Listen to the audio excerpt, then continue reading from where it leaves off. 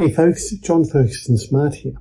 How do you test an application if the application is not stable? How do you test during the sprint when things are changing?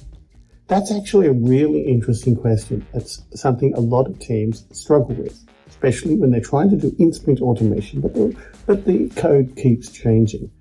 Now, the trick to doing in-sprint automation is that your tests need to exercise the requirements. The tests need to illustrate and document the requirements and not be tied to the implementation. If you have BDD scenarios, your BDD scenarios need to clearly articulate the business requirements.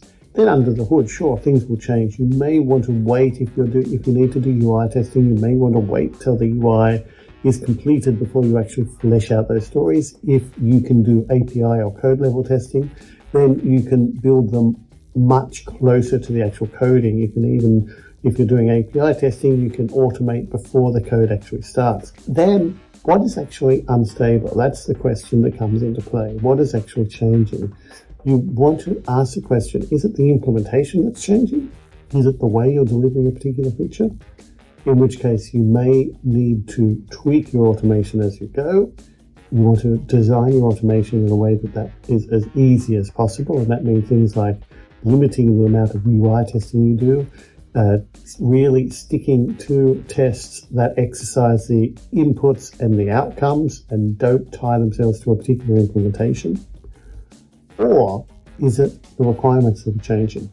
Now, if the requirements are changing, the trick to know that is that if you have well-written BDD scenarios that describe the business requirements in business terms which are not tied to the implementation, and they're still changing, they're still getting churn, you're still having requests coming in that compromise what you've already done, that means you have a lack of clarity at the requirements level. You need to go back to do some feature mapping or some example mapping or some story mapping or some business modeling or whatever you need to do to figure out exactly what those requirements are to actually get more clarity on those.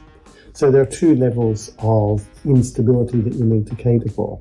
The implementation changing, and that's fine. Just write your scenarios, write your automation in a way that exercises the inputs and outcomes and not the actual code itself.